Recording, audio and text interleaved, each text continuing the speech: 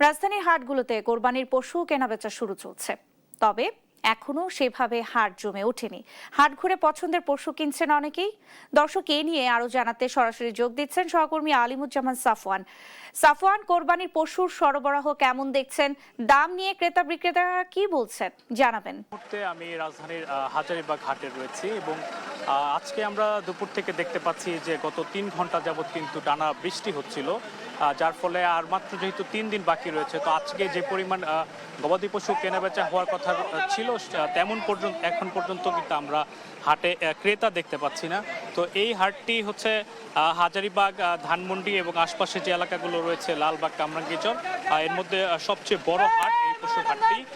এখানে কিন্তু পর্যাপ্ত পরিমাণে গরু কিন্তু রয়েছে এবং অনেকটাই বড় এই হাট। তবে যারা এখানে গরু নিয়ে এসেছেন দেশের বিভিন্ন প্রান্ত থেকে, তাদের সঙ্গে আমরা কথা বলার চেষ্টা করেছি। তারা বলছেন যে তারা আরও 2-3 দিন আগে থেকেই কিন্তু গরুগুলো নিয়ে এসেছেন, তবে তাদের আশা অনুরূপ যে বেচা কেনা সেটি কিন্তু এখন পর্যন্ত শুরু হয়নি। এর মধ্যে আজকে কিছুটা তারা আশাবাদী ছিলেন আসলে বিক্রি অনেকটাই জমে ওঠার ব্যাপারে, তবে দুপুরের পরে কিন্তু আমরা দেখতে পেয়েছি যে টানা 3 ঘন্টার বৃষ্টি হয়েছে। তো যারা আসলে ক্রেতা ছিলেন অনেকেই আসলে চলে গেছেন গরু না কিনে, এবং এখন পর্যন্ত আমরা উৎসুক জনতার ভিড় দেখতে পাচ্ছি। তারা আসছেন গরু দেখতে। তবে হাটের যারা ইজারাদার রয়েছে, পাশাপাশি বিক্রেতা, তারা যেটি আশাবাদী রয়েছেন যে আজকে রাত থেকে যারা গরু কেনার তারা আসবেন এবং তাদের যে কেনাবেচা সেটি জমে উঠবে, এবং